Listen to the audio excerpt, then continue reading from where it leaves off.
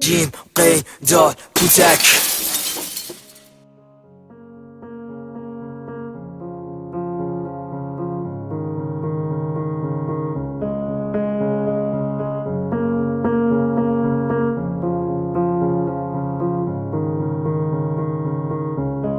میگن با زندگیت رو براهه،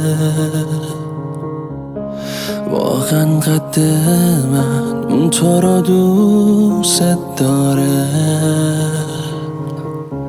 یه ابر سیاه بالای خونه دائم، شبا با من عشقاشو میباره.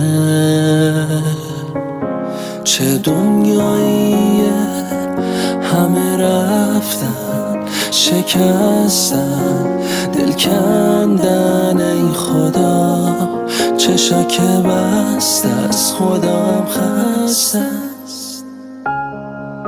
ای خدای من، ولی یه جا نوشته که این سرنوشت ماست و پس چون میگذره غمی نیست. چون میگذره موی غم نی، فکر نکن از چشامم بوی اشک ریخت. بلند شو ادامه بده مثل یه مرد که هیچ کوی خم نی. مقصر خودت بودی که ندیدی، همین خوبه که الان همه چی رو تو فهمیدی. فقط یه سوال مشغولم کرده، تو که شنا بلد نبودی پس چرا پریدی؟ زندگی این سیگار و حبس، همیشه فکر کنی دونه کوچیکه بس که خری. تو با یکیش بهتر از دو دست منی، بخند بذار بهت بگه خجسته تری. این شکسته بعدی هم میشکنه، درد دومی قبلی هم بیشتره. ولی همش دنبال مشکلی از زندگی به من بگو که چیش میگی. ماه میشدم خاموش بودم، اگه یاد میشدم فراموش بودم. هرچی بشم چیزی بد میشه، واسه بد شانسه خوب رد میشه. رفیقا میگن به پاش بسوز، از غم رفتنش نگذشت حتی یه روز. شاید تو رابطه صادق نبودم، اگه آدم بودم که من عاشق نبودم. چون میگذره غمی نیست، چون میگذره غمی نیست. امید کو همین بغلاس، دقیق بگرد لای همین ورقاس. جیب خالی تو ولش، مغز تو بچسب که همین مغز واسه حکم تلاس. تو قصه میخوری و اون شاده، مهم نی کی بیبیه و کی شاهه. زندگی شطرنجه و تو همینو بدون که سرتر از اون کیش ماته.